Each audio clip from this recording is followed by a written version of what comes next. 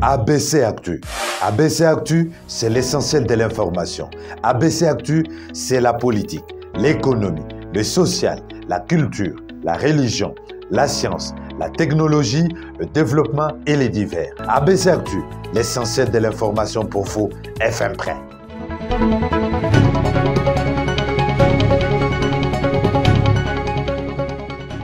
Vous nous avez choisi pour vous informer. Nous vous en remercions. L'actualité avec ABC Actu, c'est tout de suite.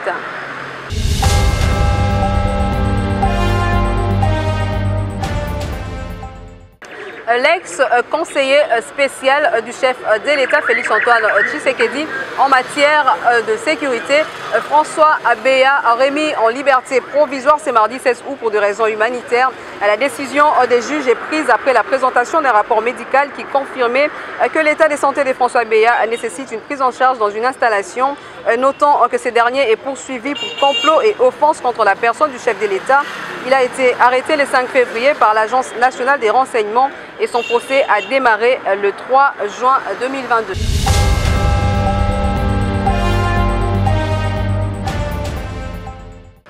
L'armée burundaise est entrée officiellement sur le sol congolais lundi 15 août 2022 dans le cadre de la communauté des États de l'Afrique de l'Est pour combattre les groupes armés dans cette partie du pays. Regardez. Conformément aux résolutions de la communauté des États de l'Afrique de l'Est et EAC, un contingent de l'armée burundaise est entré officiellement sur le sol RD congolais le lundi 15 août 2022. Ces soldats cantonnés dans les territoires d'Ouvira, précisément à Luberizi, à 80 km de la ville de Bukavu au sud Kivu, ont pour mission traquer les groupes armés locaux et étrangers qui empêchent les processus de la paix voulus par les chefs d'État de la sous-région. Les soldats burundais sont placés sous le commandement des forces armées de la RDC. C'est en juillet dernier que les chefs d'État membres de l'EAC avaient en commun accord décidé de mettre sur pied une force régionale appelée à travailler avec les FARDC en vue de mettre fin aux violences dans l'est de la République. Une insécurité créée par la convoitise des minerais qui regorgent les sols congolais. L'on compte plus d'une centaine de groupes armés opérant dans cette partie du pays. Signalons que le même lundi 15 août, l'armée loyaliste a annoncé avoir neutralisé 10 membres du groupe armé Force démocratique alliée ADF et capturé 6 autres, dont des enfants.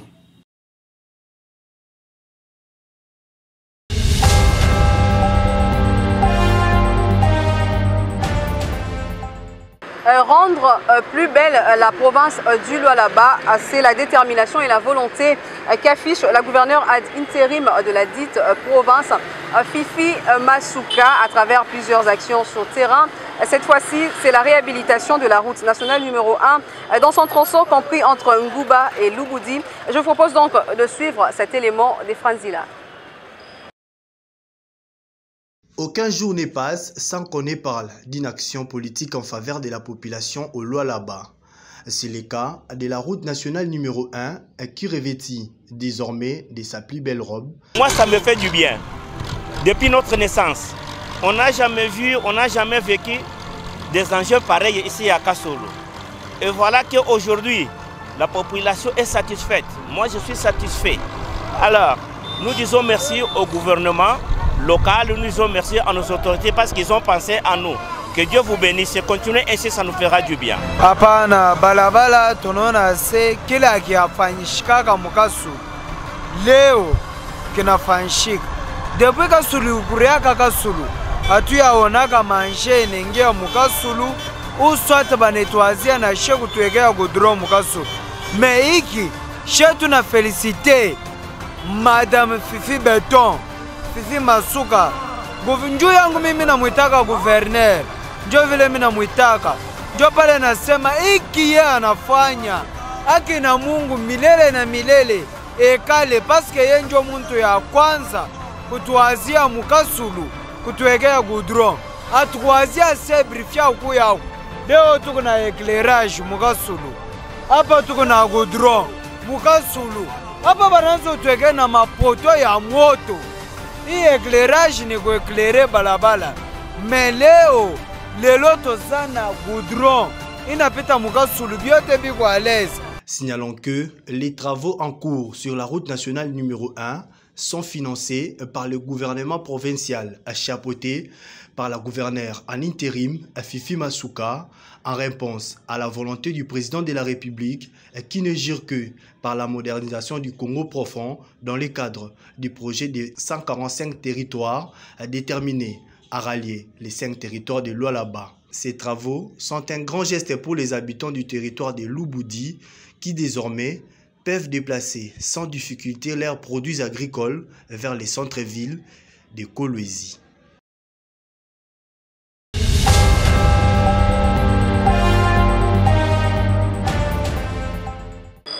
Ouvrant le registre santé, l'UNICEF et les ministères de la Santé lancent une campagne pour l'allaitement maternel exclusive jusqu'à 6 mois.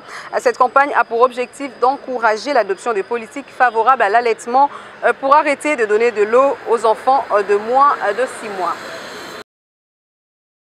En marge de la Semaine mondiale de l'allaitement maternel, l'UNICEF et les ministères de la Santé disent intensifier la promotion de l'allaitement maternel à travers l'initiative « Plus fort avec le lait maternel uniquement ».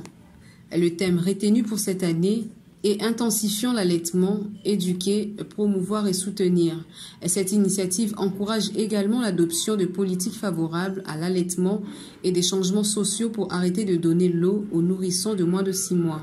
La campagne vise à améliorer la couverture de l'allaitement maternel exclusif chez les nourrissons de moins de 6 mois, contribuer à réduire la proportion des nourrissons de moins de 6 mois qui reçoivent de l'eau et des aliments de complément en plus du lait maternel afin de leur faire bénéficier d'un meilleur départ dans la vie. Selon ces communiqués, la pratique de donner de l'eau aux enfants de moins de 6 mois est très répandue en République démocratique du Congo.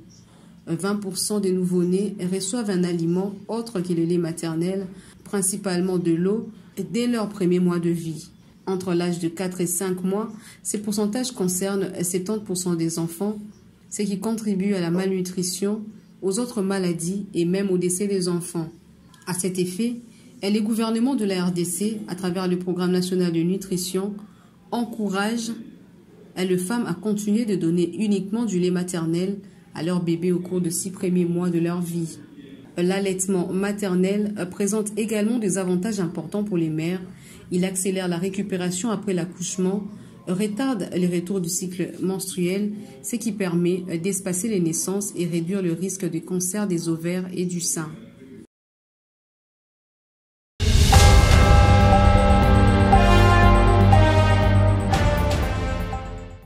À présent, en dehors de nos frontières présidentielles au Kenya, William Ruto déclaré vainqueur et succède à Uhuru Kenyatta. Ces derniers auraient cumulé plus de 7,17 millions de votes, soit 50,49% de voix. Regardez. Il a battu de justesse son rival Raila Odinga en obtenant 50,49% de voix selon les résultats officiels. Une annonce des résultats retardée par des échauffourées et des allégations de fraude électorale de la part du camp Odinga. 4 de 7 membres de la commission électorale ont refusé d'approuver l'annonce affirmant que les résultats étaient opaques. C'est la première fois que William Ruto se présente à la présidentielle. Il a été vice-président pendant 10 ans de suite. À 55 ans, l'ambitieux William Ruto a, malgré son statut de vice-président, fait figure des challengers durant la campagne électorale. Porte-parole de débrouillard et du petit peuple, il avait un temps bénéficié du soutien du chef de l'État sortant, Uhuru Kenyatta, dont il est le vice-président depuis 2013. Mais le président a finalement soutenu les concurrents directs de Ruto aux élections. Diplômé en sciences, professeur avant de se lancer en politique dans les années 90 au sein du parti de l'autocrate Daniel Arap, Ruto aime rappeler qu'il n'a eu sa première paire de chaussures qu'à l'âge de 15 ans et qu'il vendait de poulets au bord de route. Retenons que le Kenya est un point démocratique dans une région est africaine troublée. Ces dernières décennies, le pays a connu plusieurs phases de violences post-électorales, parfois meurtrières, notamment en 2007-2008. Les résultats de toutes les présidentielles y ont par ailleurs été contestés depuis 2002 dans la rue ou devant la justice.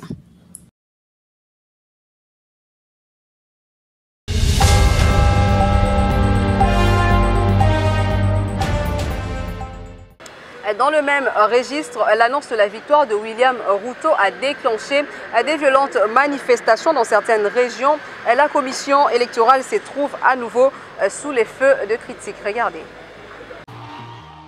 Après 6 jours d'attente et de calme, malgré l'impatience palpable, le vice-président sortant, William Ruto, a été déclaré vainqueur lundi 15 août de l'élection du 9 août avec 50,49% de voix contre 48,85% pour son principal rival, Raila Odinga. Sitôt les résultats donnés par une commission électorale indépendante sous haute pression et agitée par des divisions internes, des partisans de Raila Odinga ont laissé éclater leur déception. Nous ne pouvons pas nous approprier les résultats qui ont été annoncés en raison de la nature opaque avec laquelle ces derniers ont été traités.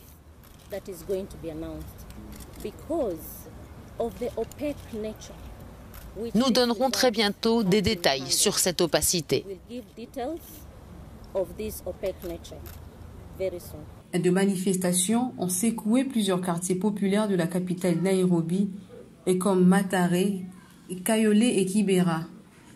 Des pneus ont été enflammés pour bloquer des rues dans ces bidonvilles fidèles à Odinga, figure de l'opposition à qui le président sortant Uhuru Kenyatta avait apporté son soutien pour cette présidentielle. À Kisumu, autre bastion d'Odinga, la colère a pris la forme de barricades et de jets de pierre. De magasins ont été pillés et la police a usé des gaz lacrymogènes pour disperser la foule. Nous avons des renseignements et des rapports selon lesquels le système de la commission électorale a été piraté, disent-ils. Des fonctionnaires de cet organe indépendant ont commis des infractions électorales. Certains d'entre eux devraient être arrêtés s'ils ne l'ont pas été. De son côté, le président élu Ruto a promis qu'il travaillerait avec tous les leaders politiques.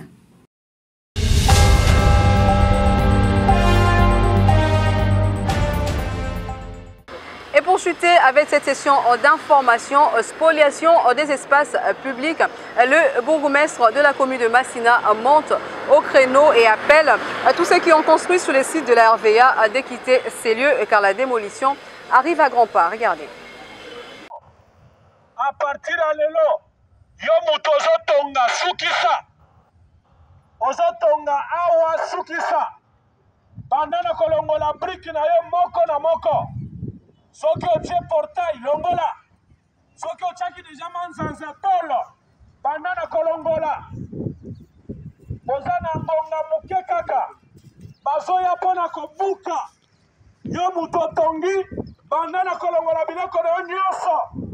Awa ezali mabele ya aéroport international ya Njili, ezali lopango ya mutu te mpe ekoki kozala lopango ya mutu te.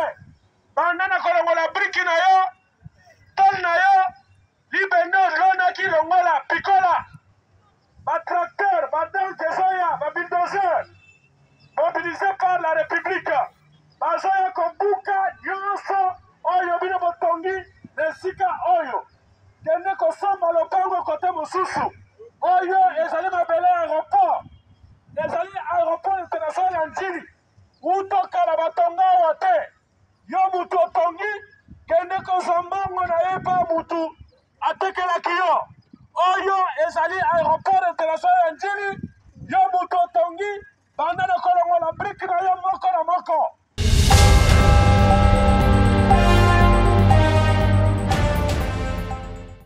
C'est par ici qu'on met un terme avec cette session d'information. Merci à tous de l'avoir suivi. ABC Actu, c'est l'essentiel de l'information.